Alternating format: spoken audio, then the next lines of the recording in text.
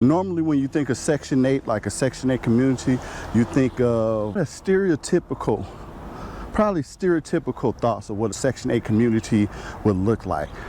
Well, today we're getting ready to see a Section 8 community that is luxury. And I'm talking about really, really nice, well kept, clean. I have a lady that is going to be showing me around, telling us all about it, what you get, process. This is a gated community. Section 8, and it's gorgeous. It's gorgeous. It's really nice. My name is Mina Muhammad. How you doing? I just moved in here. I have Section 8, and it's been a blessing. This affordable housing is Section 8 and income-based housing? Yes, it is. Okay. They do accept both. I just ported into Phoenix. So I originally got my housing in Georgia. Okay. And then I moved out here to Phoenix. And I came out here because I had reciprocity with my EMT certifications and came out here and just changed my scope of practice. And now here I am. You say with EMT? Yeah. You're doing like ambulance? Yeah, saving a life near you. Yeah. So you've seen some stuff, huh? Yes, I have. And then I stopped doing it right before COVID. I'm a single mother, so I didn't really have the proper support system for me to be able to do work during COVID and not put my daughter at risk. So, is that where things kind of changed for you during COVID? Yep. So you want to look at our pool? Yeah. Since we're right here, take a look here. We got a nice little area when they take care of it. All right, so this is the pool. I'm a very social person, but I also like to isolate myself. So, like right now would be a perfect time because it's just the kids out here. There's not too many people out here, so I wouldn't mind coming out here right now. And it just started getting hot where I like it. Today actually might be one of those days. I don't get in the pool till it's 100 degrees. Yeah, I needed to be cooking. A little grill, a little jacuzzi over here. Cabanas? Yep, and then the umbrellas open up. I see a lot of families come out here a lot. We got a little, it's hot. Go to the gym area, you walk right past it actually. So we're gonna go in the 360. Everything is right here. Okay. So the leasing office is right over there. There's a clubhouse right there as well. I like how they have a lot of propagatable plants too out here. Okay. You big into plants? Yeah. You are? Nice. You got green thumb? Yeah, absolutely. What you growing? You'll see. You'll see. I ain't got no vegetables or nothing growing right now, but. Okay. I thought I was walking in on a grower. Oh man, you gonna see something. Like I said, I've been busy with school. Let me look through here, start through here. So. Now, what are you going to school for? I want to get back in the medical field, so to be announced maybe if I change my mind on that. But currently, I'm finishing up my AAS in behavior health. So this is the yoga studio we have, which is nice, and the main fitness area. And then actually it's a little play area for the kids. I don't got my grown self in there before. It's very fun. You got an indoor playground. Yeah. That's super cool. Peek in here right quick. I'm telling you, I'll probably be in here more than the kids. That feel good. Yeah, yep. Cute little, quick little McDonald's little get up they came up with, which I thought was really cute. And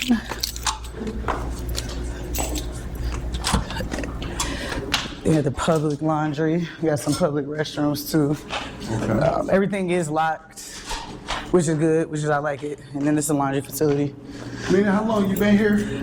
I'll make a year in October.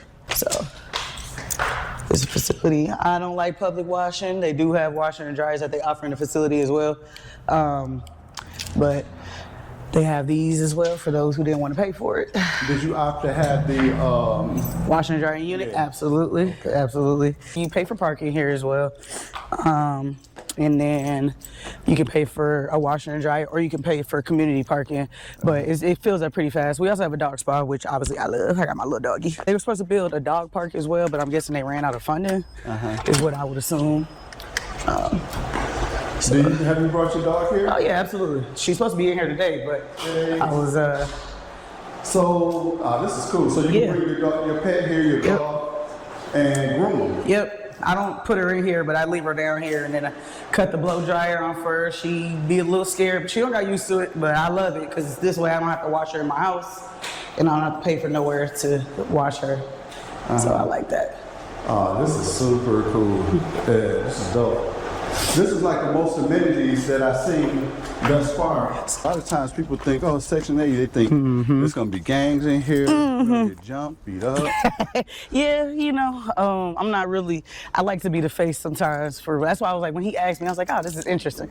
Because I don't usually disclose that I have housing because of the stigmatism behind it and the biased judgment that people have and all that good jazz. But I can't wait to, you know, tell my story about how it was a stepping stone for me to achieve, you know, me becoming a doctor, you know what I mean? And setting my daughter up for a lifetime and stuff like that. Because, you know, some people may use it as a crutch, but, you know, I utilize it as a tool. It's not an end all, be all.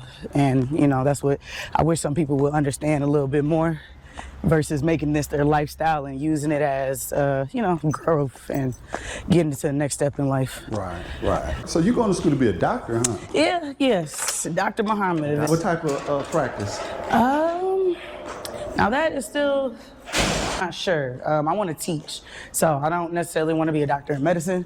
I want to teach. I want to be able to give back to my community and let them see a familiar face in places of statues. So I'm trying to get back into that position. So that's ultimately why I want to become a doctor, not necessarily for anything in particular. But ultimately, I do want like outreach programs for youth, like 12 to 24. And have you heard of a program called Upward Bound before?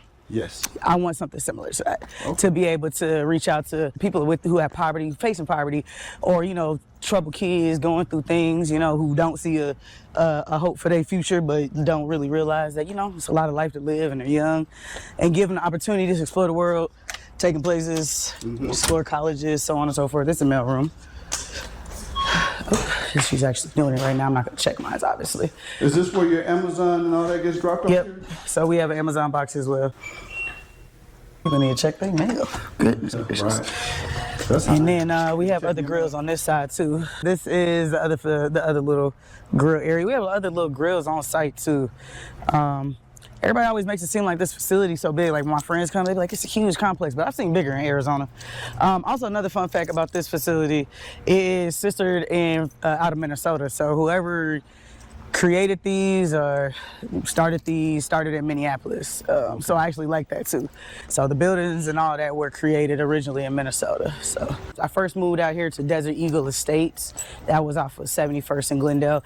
They're, I don't think they're necessarily income-based, but they do have affordable housing options, but it's not just based off of that. Like you can have a regular income and be able still to apply and get approved there, but they still accept those who need help with like certain income-based programs and Section 8, and they do accept Section 8 vouchers too. I moved there in 2020, and then I just moved out in September 2024. Important process. Was it difficult? No, honestly, when it comes to porting, my suggestion would be just to obviously have a facility that you know you want to move to, get approved for, and get all that lined up before you just say, I want to leave a certain city or a certain state. Because the easiest part, I guess, is the porting. The hardest part is the application process, getting approved, credit background, all that good jazz. And not saying the hardest, but usually the most tedious. So that's the part that takes more work. So get that out the way first. With Section 8, you still have to have a certain credit score? Yep, absolutely. I know my credit was actually one of the reasons why I got approved for here. And that just bases off of, obviously, if you're going to pay more of a deposit. So my deposit was only, I think, $300, and that was because this was a brand new unit. So nobody has ever lived in my apartment before me. Everything was brand new, and so first month's rent and something else was free, and then they just had to pay the security deposit, and the security deposit was going to be based off of your credit. I'm not sure what score they were looking for. I'm pretty sure they wanted something above a 600 in order for you not to have to get charged with like first month's rent or first and a half months rent, which would have been pretty hefty because I know these units outside of what I pay are about $2,500, at least for my unit. I have a 3-bedroom, 2-bathroom, and they're pretty nice inside. They're really nice. It's kid friendly. It's a lot of kids out here. They usually be like real in the community, like outside. So it's real friendly. I haven't had no problem with my neighbors or nothing like that. Everybody seemed pretty decent. It seems like they trying to weed out those that they need to, because I do notice that. They're weeding out the riffraff? Yeah, weeding out the riffraff. Is there a lot of riffraff? I mean, shoot. I just feel like given the area that we in, it comes with that. And we're in the city, it's Phoenix. Right. So that comes with the territory. This Arizona heat is no joke. It's a little warm. 90 degrees. Yep. We're talking 8 in the morning. Yep. It'll be midnight, it'll be 90 degrees. And I'll be trying to hurry up and walk my dog. I got laundry on the floor, so my home is definitely lived in. I'm so busy, I haven't really acclimated my house the way I want to. So, excuse the mess, the cleaner is out for the weekend. But this is the living room area. I'm still, like I said, I'm still setting up. This is Gigi. This is my balcony area. All right. Still trying to get my plants and stuff set up. What's up, Gigi? So you have a balcony. Yes. Nice private area there. A little bit. They say no umbrellas. I mean, they say no shade, so I'm gonna get an umbrella to kind of isolate. Even more. Yeah, you know, a little bit more privacy. Block off the street deal. Oh, cause the sun's set over here too. Mm-hmm. Yeah. Yep, it's hot. This is nice. This is a really big area too. It is. So this is my living room area. My unpacking that still needs to be done. And you're the first one here. Yep. They came with the hardwood floors, the granite countertops it look like. Yep. Got a nice island there. Hey, that's what's up. Yeah, yep. It was really the hardwood floors and the granite countertops that got me. I was like, oh yeah. It's unpacked stuff everywhere. So this is my daughter's room. She's out of town, so she left it like she didn't give a damn. So this is the other bedroom, her closet. Okay. See what you gotta walk in, huh? See what it ain't too bad. Yeah, okay. Make sure it ain't too bad up in here. The walk-in closet I used to have was literally like I could live in there if I wanted to. You could walk in there. Yeah. So I guess that's a walk-in closet. Yeah. I guess I count. This is the second to guest bathroom. Okay, so it's two baths too. Two baths. Three bedrooms, 2 baths. Yep, there's a tub in this one and a shower in the other one, which I don't really care for, but hey, that's the way that they set it up. This is my studio / laundry storage, all that other good stuff. I do music and stuff. That's why you can see all my stuff that ain't set up. What kind of music do you produce? I like to make beats. I'm very into percussion and acoustics. Yeah, so working on that. I also have a clothing brand, so I used to do a lot of vending and stuff like that. And then my room, and then there's, let's see what my closet look like.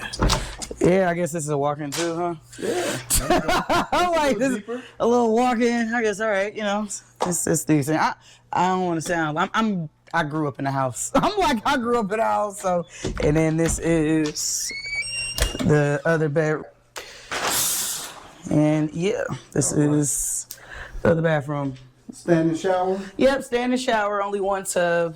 And then, yeah, I don't know how many square feet the whole unit is, but yeah. All right, cool. Yeah. So that's 3. 1, 2, 3. 1, 2, 3, yeah. That's what it is. I really like your place. Thank you. Everything that you shared was a very informative. I always say do your research, because if you can get, like for my 3-bedroom, I could find a 3-bedroom house as well. I'm just a busy student right now, so I didn't have the time to really do the research as much as I could have. But do your research, because there's landlords out here that'll work with you, that are, you know, have little units or homes that you can move into, especially if you have a bigger family. And, you know, just make sure you coming into a good community, because there's a lot of slumlords out here, especially with being able to have guaranteed money every month. You know what I mean? So just make sure that you're respected throughout the process. That's for sure. So that's my little piece of advice, my TED Talk, talk for today. All right. Well, thank you very much. You're welcome. For showing us around.